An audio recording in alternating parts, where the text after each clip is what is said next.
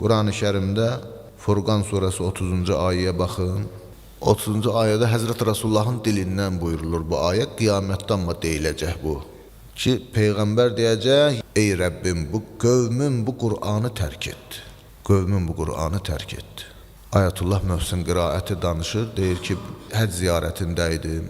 Mədinə-til Münəvvərədə Peyğəmbər qəbrinin yanında, Rovzətul Cənnədə ibadətlə məşğul olurdu. Həzrət Rasulullahla öz aramda ruhən istəyirdim söhbət eləyəm. Birdən elə zehnimdən keçdi ki, görəsən Rasulullah bu ümmətdən razıdır, yoxsa razı deyil.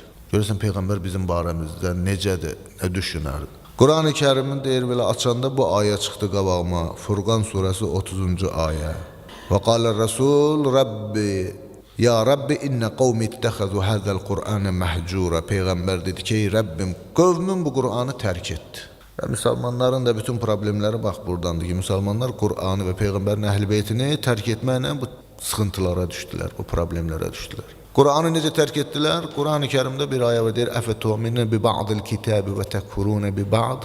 Allahın kitabının bəzisinə iman gətirirsiniz, bəzisini inkar edirsiniz. Hər kəs belə edərsə, bu dünyada zəlil olaraq yaşayacaq, xar olaraq yaşayacaq. Əhl-i beyti tərk etməklə də Qur'anı bildikləri kimi təfsir etdilər. Həzrəti Muhammed sallallahu aleyhi və səlləm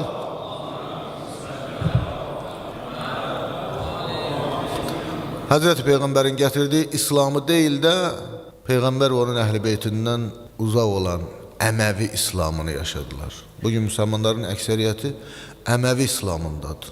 Bəni Üməyyənin İslamıdır bu. Bu Həzrət Rasulullahın gətirdiyi İslam deyil, bu Qur'anın bizə dediyi İslam deyil.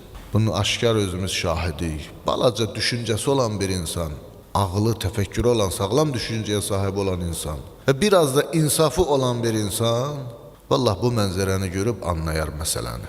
Anlayar ki, bu sizin yaşadığınız İslam Həzrət Rasulullahın gətirdiyi İslam deyil.